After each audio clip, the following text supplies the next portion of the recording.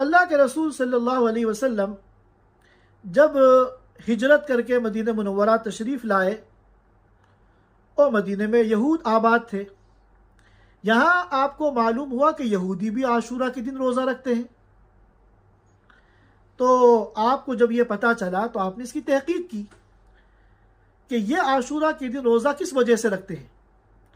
तो यहूदियों ने यह बताया कि हम आशूरा के दिन यानी 10 मुहर्रमुल हराम को इसलिए रोज़ा रखते हैं कि इस दिन अल्लाह ताला ने हज़रत मूसा अला नबीना व अलैहिस्सलातु वस्सलाम और उनकी कौम बनी इसराइल को फ़िरऔन और उसके लश्कर से नजात अता फरमाई थी।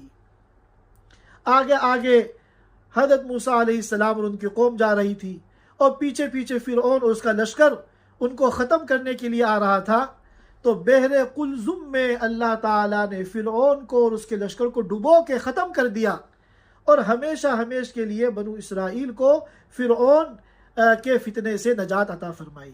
तो यहूदियों ने कहा हम इस खुशी में शुक्राने के तौर पर इस दिन रोज़ा रखते हैं। तो अल्लाह के रसूल सल्लल्लाहु अलैहि वसल्लम ने फरमाया कि मूसा अलैहिस्सलाम की नजात की खुशी में तशक्कुर यानी अल्लाह का शुक्र अदा करने के हम ज़्यादा हकदार हैं इन यहूदियों के मुकाबले में।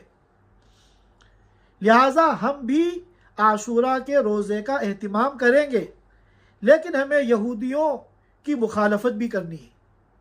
लिहाजा इनकी मुखालफत के लिए अगर अगले साल में ज़िंदा रहा तो आशूरा के रोज़े के साथ एक दिन का रोज़ा मैं और रखूँगा।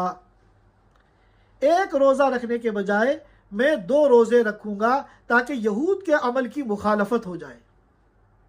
चुनाचे फरमाया या तो मैं 9 और 10 का रोज़ा रखूँगा या 10 और 11 का रोज़ा रखूँगा।